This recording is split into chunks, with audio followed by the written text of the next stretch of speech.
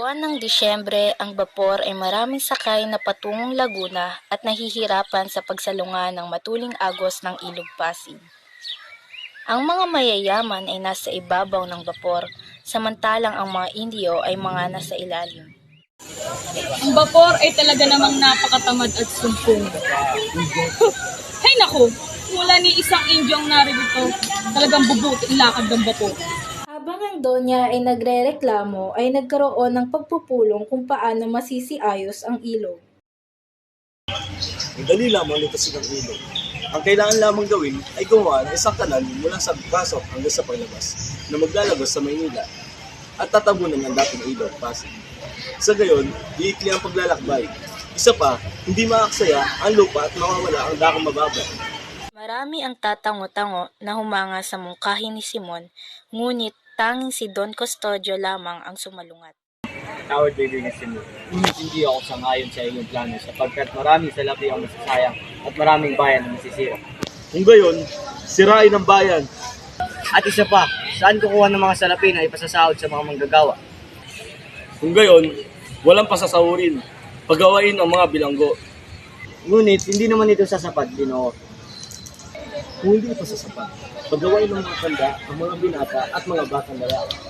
Sa halip na 15 araw ang paggawa ay gawing 3, 4 o 5 buwan. Ang mga magagawa ay patagin at sariling kasangkapan at pagkain. Kung tutusin, ganito rin ang ginawa ng mga taga-Ehipto at taga-Roma noon. Balit Ginoong Simon, sa paraan na ito ay magiging sanhi ng himagsikan. Himagsik? Ang ibig mo ba ay naghimagsik ang mga taga-Ehipto? Kung gayon, mahina pala kayo sa kasaysayan. Ngunit hindi tagayito ang iyong kaharap. Itinugon ng mag-aalahas na lipas na panahon na ang paghihimagsik at pag-alala sa nangyari sa Los Baños na nagkaroon ng himagsikan marahil sa sapilitang paggawa ng mamamayan doon. Pagkalis ng mag-aalahas, nagbigay ng sariling kuro-kuro ang mga naging kaharap sa kanya. Ang kinakain ng mga itik na inaalagaan ng mga taga-Pateros at taga-Pasig ay maliliit na siso, na ito ay nakukuha sa wawa na kahalo ng maraming buwangan. Ang lahat ay pilitin na mag-alaga ng itik na malapit sa wawa upang mapalalim ito kung sila yung umuukay ng siso. Nandito niyo ba ako napahintulog? Kung sila pa sa mga anak ko kay Diyos. Sadyang ako hindi lamang nag-iisip sa lupain ito. Ngunit, Don Custodio, kung mag-aalaga ang lahat ng itik, ay darami rin ng balon. Pweh! Kakadiri! Abunan na sana ang lawa. Papaalis na si Basilio sa kagubatan pauwi ng bayan nang may kanyang maaninag na liwanag sa kagubatan. Nakita niya ang isang lalaki na naghuhukay at siya'y namangha ng kanyang makilala si Simon. Lumapit si Basilio at inihandog ang kanyang tulong kay Simon. Nagulat naman ang mag-aalahas. Wala na ako mahanap ng tro.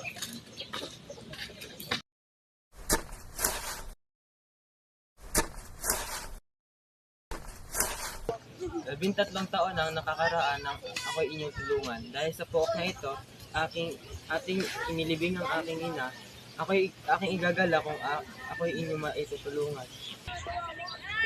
Sino ako sa akala nyo? Sa pong taong aking ginagalang at ikinatangi.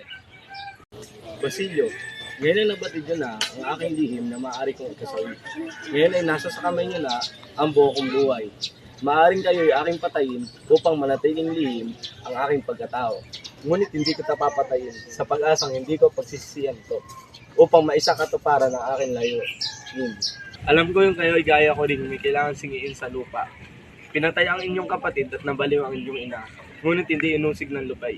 Dahil ikaw po tayo na kailangan ng katarungan, tayo magtulungan sa halip na magkasalungatan.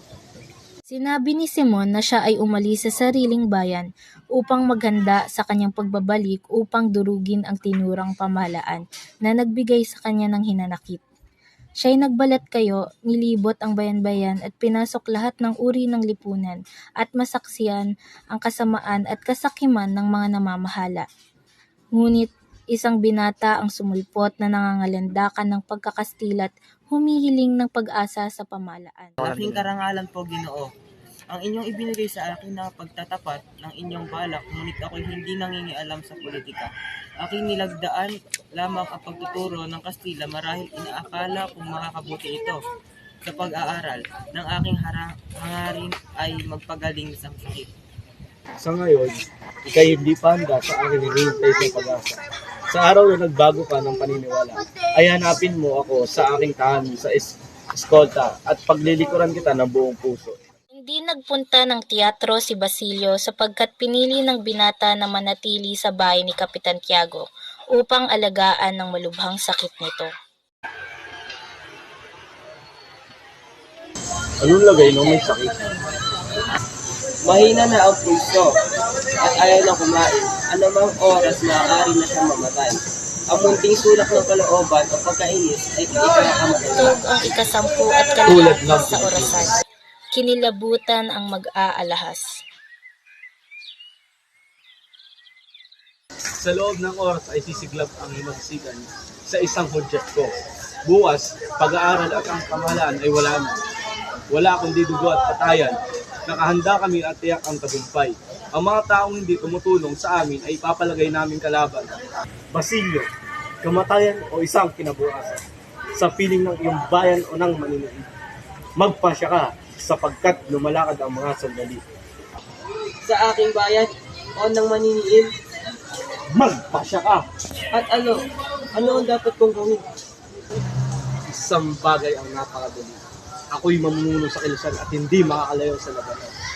Nais kong kayo ay iguho ang pintuan ng Santa Clara habang nagugulo ang lahat. At doon kukunin niyo ang isang taong liban sa akin at kay Kapitan Tiago. At kayo lamang ang nakakilala. Si Maria Clara. Oo, si Maria Clara. Nais ko siyang ligtas dahil nabuhay ako upang siya ay aking iligtas. Ang aking pasisiklabin ang himagsikan, marahil iyon lamang ang makapagbukas ng mga pintuan sa kumbento. Huli na kayo. Huling-huli na. At bakit? Si Maria Clara ay patay na. Patay na! Iyan isang kasinungalingan. Hindi totoo. Buhay si Maria Clara. Iyan ay duwag na pagdadailan. Hindi siya patay at ngayong gabi, ililigtas ko siya. O bukas at magsasawi kayo. May malubha siyang sakit nang ako'y nagtungo sa kumbento upang makibalita. Tignan niyo ang liham ni Paris Salvi na dala ni Padre Irene. Magdamag na nangis si Kapitan Tiago at hiningang ng tawad ang larawan ng anak hanggang sa mahimbing sa aklan. Ngayong gabi, itinugtog ang agunyas. Namatay nang hindi man lang ako nakikita. Namatay nang hindi nalalamang nabuhay ako para sa kanya. Namatay! Habag-habag na lalaki.